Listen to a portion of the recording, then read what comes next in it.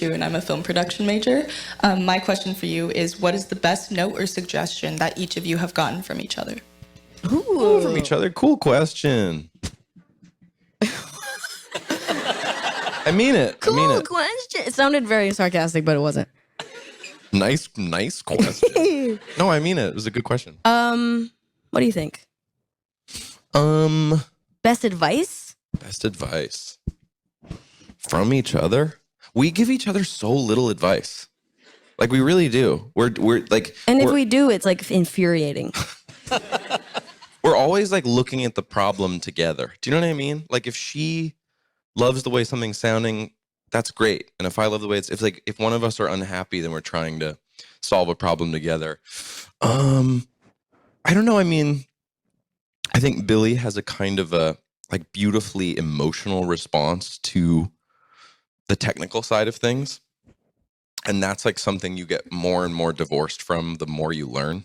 You kind of trick yourself into thinking you're doing everything the right way.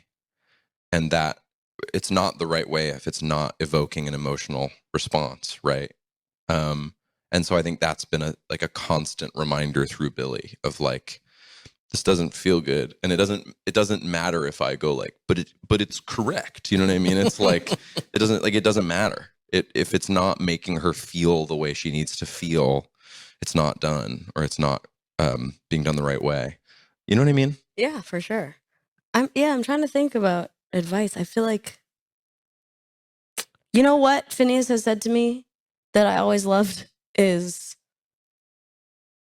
sometimes, like, again, we don't give each other much advice, but I think every now and then, like, Phineas will say something to me like super quick.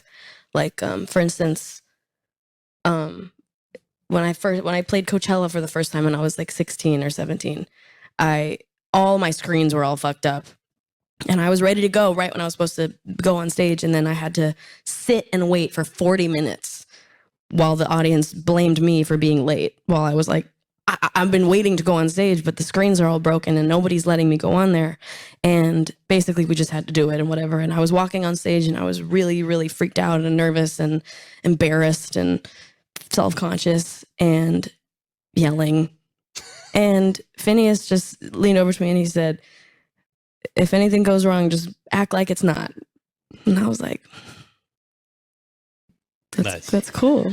I don't know. Billie is cool. Like pure id in some ways, and it's an amazing quality of hers.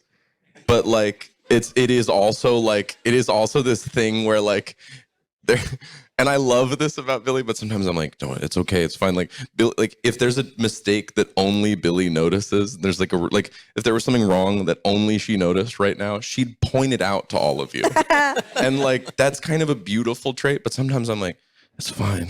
You don't need to tell them all. Well, this is a related question, actually. Ledger Taylor, why don't you go ahead? Hey guys, my name is Ledger. And, Excuse me. Damn. You're totally good. He fucked up. Oh, no one ever gets it right, so you're totally good. Ledger. Yes. So my question is, other than each other's, whose feedback about your music do you seek out and value before sending it out to the world? That's such a great question, Leger. Thank you. I appreciate it. What was Leger's question again? Did you really not listen? No, of course I did. Okay. Making a name joke. Sorry, Leger.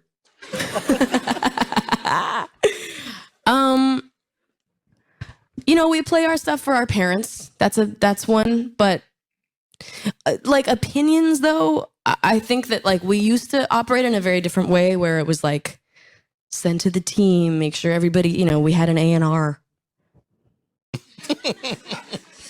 We still have. We have one, but yeah. Anyway, but we used to have all these people we would send everything to, and what do you think? And do you think this? And I think after a while, we just really trusted ourselves, and we were like, you know what?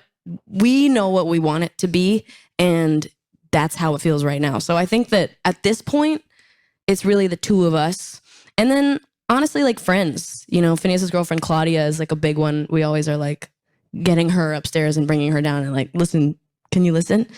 And then she's got cool taste. I mean, anyone with cool taste is like a good person to play your stuff for. I mean, very rare. Like we're so critical of our own thing that by the time that we actually are sort of like, okay, we think it might be done.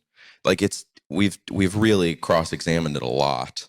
But a couple times, I remember when the party's over, actually, we were like so tripped out by the time we finished recording it, and we sent it to our managers and our A&R, and I remember we were like, let us know what we can do to make it better. And they were like, sounds great. And so sometimes you need that person too. Sometimes you need a person to listen to something with fresh ears that you haven't had in months.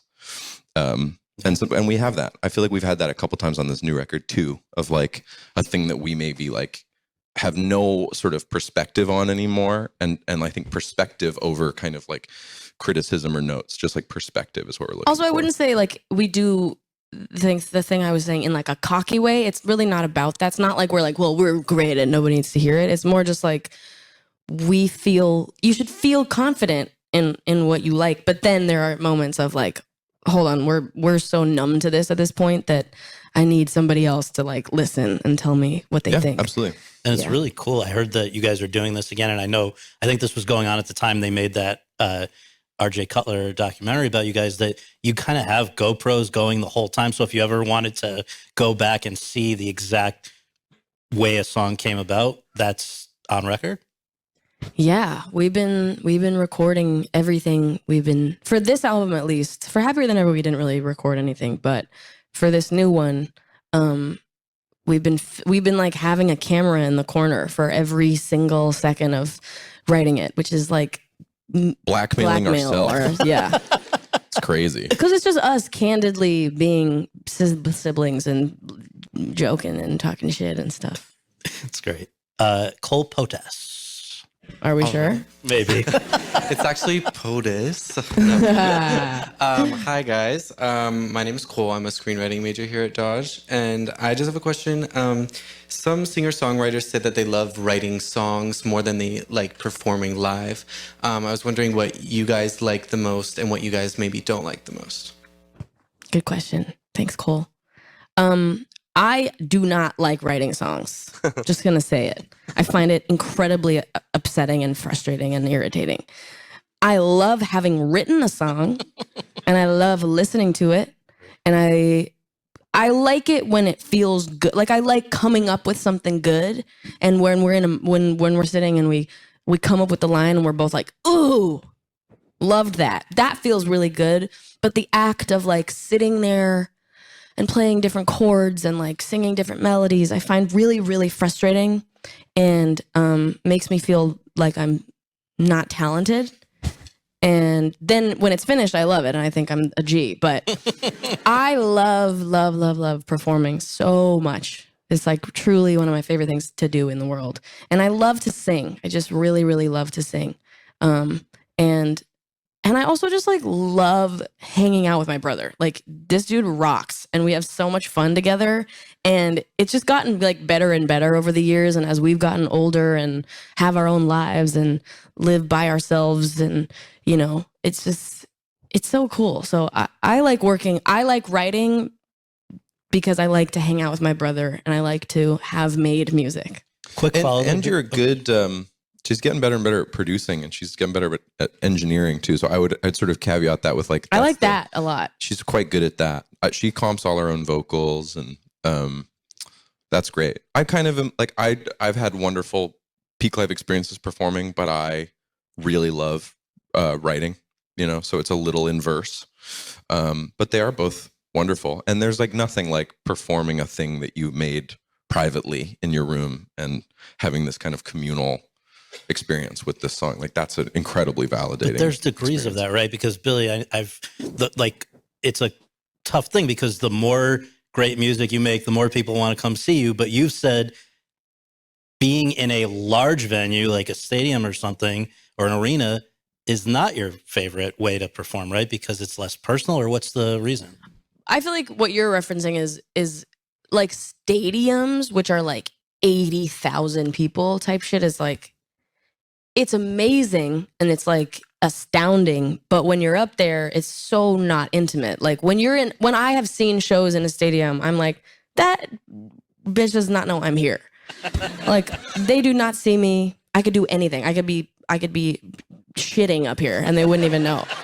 And I don't like that. I don't like when I'm on stage. Want them to know if I'm shitting It's at their true. show. But when I'm on stage, I want to be able to see everyone. And but with that being said, my favorite venue to play is an arena. So, it's like 15,000 people, whatever. Well, whatever. Which But arena? Is it a specific one?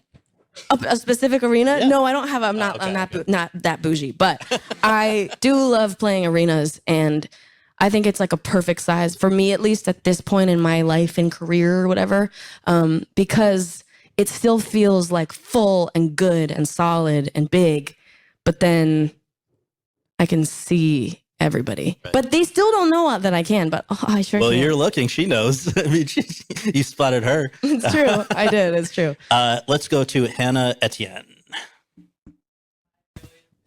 Hi. Just scream.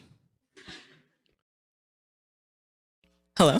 Nice. There you go. Hi, my name is Hannah Etienne, and I'm a creative producing major here. Sweet. Thank you. Your studio albums feel very like aesthetically cohesive, and I'm just wondering, do you decide on like a vibe or a theme before you start writing or recording, or do the songs just sort of come together as they're being recorded? Good Cool question. question. I think the vibe is determined like midway, if not towards the end through. Because I think in a way, I mean, we've never really tried that also. We've never really been like, We tried on this album, we failed. that's true. Yeah. Before we'd written a note of any song, we had this whole like brainstorming session. We were like, it's gonna be like this, and then it isn't at all. Yeah, I think it can box you in a little bit, which sometimes can be good because it gives you less option to stray and like gives you more of like a barrier to create within. But I think for us at least, it's been, it's kinder to ourselves to just like start and see what the hell happens and see where it goes. But with this album we're working on right now, it was so interesting the way it happened. Like it was so, for the first many months of making it, I was like, what the hell are we doing? Like, I don't know how to do this. I don't remember how to do this. I don't even know what I like. I don't know what people like. I don't know what's going to be good, who's going to like. I just was like very in my head about it. And I think that just deciding to not worry about that and just make whatever I wanted to make and whatever felt like right to me was really the way to go. So yeah, the vibe kind of creates itself. I feel like with like visuals, at least for me, because I'm like a big visual person and I love making visuals and like artwork and stuff. That stuff really comes out just when you're just doing it. It just happens. It's cool. Jake Fla. Hello, my name is Jake, and I'm a film and TV sound design major. And my question is, you have said that you guys sometimes write songs by adopting different characters. For example, a good example is Bellyache. And can you talk more about that approach?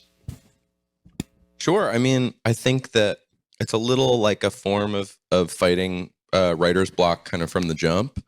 If you have something you're burning to say, go ahead and say it, right? If you've gone through a breakup or, something that is making you feel really emotional, like you're going to want to get that out. And then I think, by that same token, I don't want to live a torrid, crazy, turbulent life for the sake of art. Like I want to be happy and enjoy my life. So I'm not like blowing up my relationships and getting in fights with my friends and stuff. Like I have like healthy relationships. And I want to, like, to me, like the only thing that's really important to that end is like being an empathetic person, right? So if I'm watching a friend go through a breakup or I've read a book about a like crazy, like heartbreaking experience, like my empathy is enough for me to put myself in their shoes and write a song from that perspective. But I think it's a healthy way of, not letting yourself be limited by like whatever's going on in your life. Yeah. You don't have to answer if there's nothing. No, I mean, I would just second that. I think that I forgot. when we wrote Bellyache, just to keep it really quick, when we wrote Bellyache, like Billy'd never driven a car. She was like 13 or 14, so it's a good way of writing from experience you haven't even had yet. Too. Oh, right, the character thing. Yeah, yeah, the sorry. character thing. I personally, like, in talking about not liking songwriting very much, I really do find writing from like a character perspective or like a different story that isn't my own, like, I find that very satisfying. That's more fun to me. And I've always found that it's much harder for me to write from my own experience, especially in the moment. I think like I can write in hindsight, I can write about my life from years ago, but even that is like, it's hard to be vulnerable, And I also, there's such an imposter syndrome in there of like, who cares? Who wants to hear this? I don't have, what do I even have to say? Whereas, you have a friend or somebody or whatever who's going through something really challenging. You're like, that is so much more important. I want to write about that. I want to, I love thinking about their point of view. Like I've talked about this a bunch, but it was such a turning point for me, which was when I was like 15-ish, 14.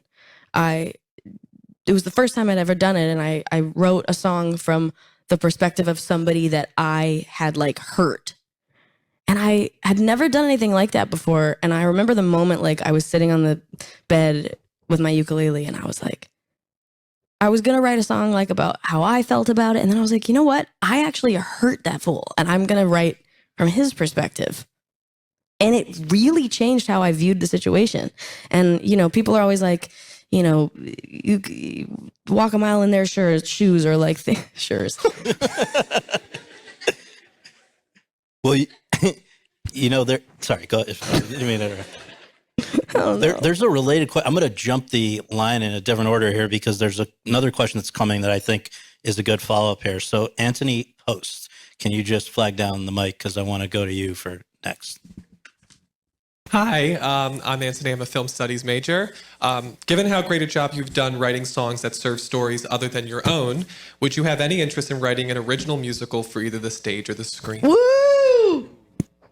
For sure. Yes. Yeah. Wow.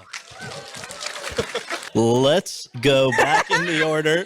Finneas has really, really good ideas for musicals already, and I'm so excited to see where they go. I'm very excited. Yeah! Yeah.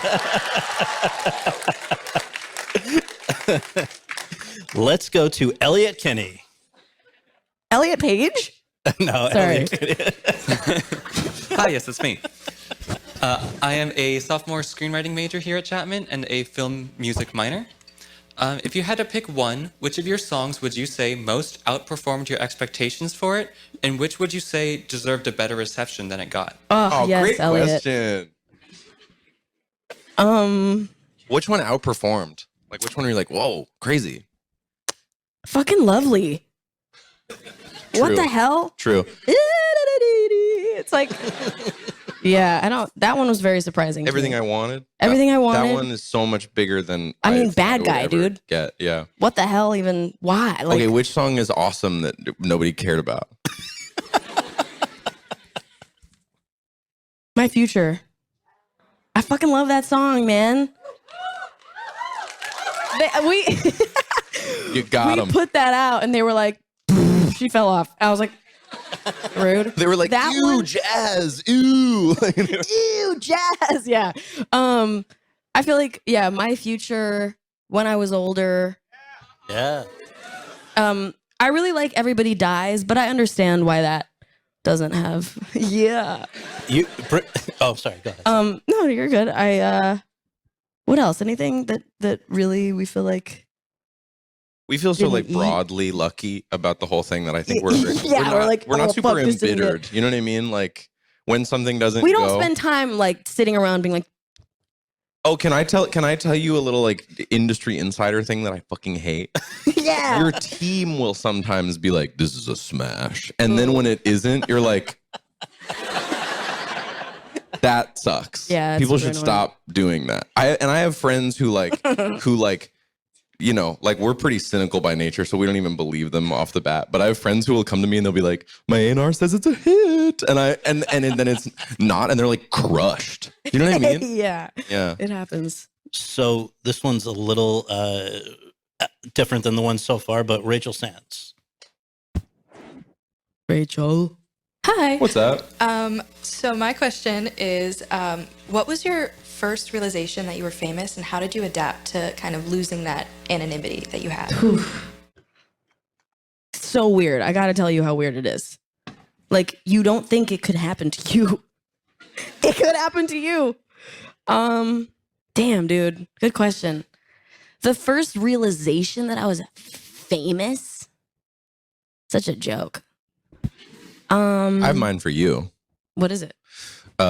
We had some music come out, and the famous is very different than like playing a show and people buying tickets to come to it, right? That's like feels like a thing that you announced. Famous is like out in the world. Yeah. People like chasing you. Yeah. We went and saw Post Malone play a show in 2018. The Hollywood Bowl. Just the two of us, like no security, anybody or anything. No team. And I just remember that being like a really like scary, chaotic experience. I felt like Billy's bodyguard. It was crazy. And I just remember being like, oh, we can't do this shit anymore. Like, this is too crazy. Yeah.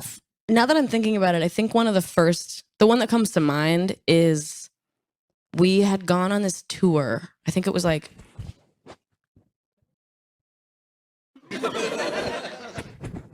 We were on tour in spring of 2018. sorry, timelines.